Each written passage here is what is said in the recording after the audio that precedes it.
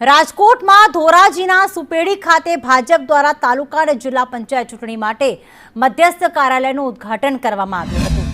આ કાર્યક્રમમાં પૂર્વ સાંસદ અને પ્રદેશ ભાજપના ઉપપ્રમુખ રમેશ ધડુક, ધારાસભ્ય મહેન્દ્ર પાડલિયા તેમજ પૂર્વ સાંસદ હરિ પટેલની હાજરીમાં ઉદ્ઘાટન કરવામાં આવ્યું હતું।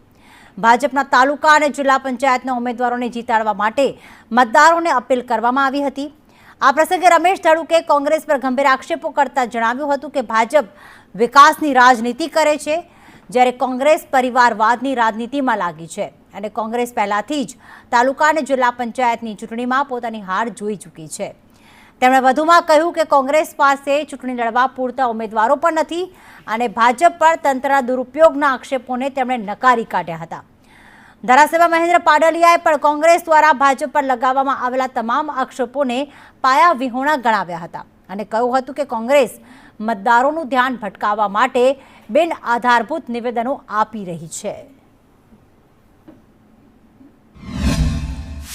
કોંગ્રેસ પાસે કોઈ લોકોની વચ્ચે જવાના મુદ્દા નથી। આજે ભારતીય જનતા પાર્ટીના ઉમેદવારો તો વિકાસના મુદ્દા લઈને લોકોની વચ્ચે જાય છે। તમામે તમામ ક્ષેત્રોનો સર્વાંગીણ વિકાસ થયો અને એ મુદ્દા આધારે લોકોની વચ્ચે જવાના છે।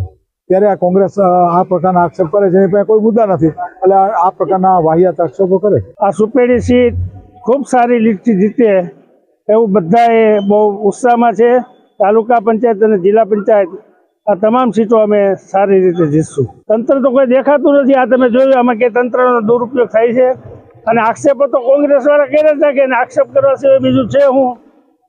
કોઈ જાતનો તંત્રનો ઉપયોગ થતો નથી અને નિયમ મુજબ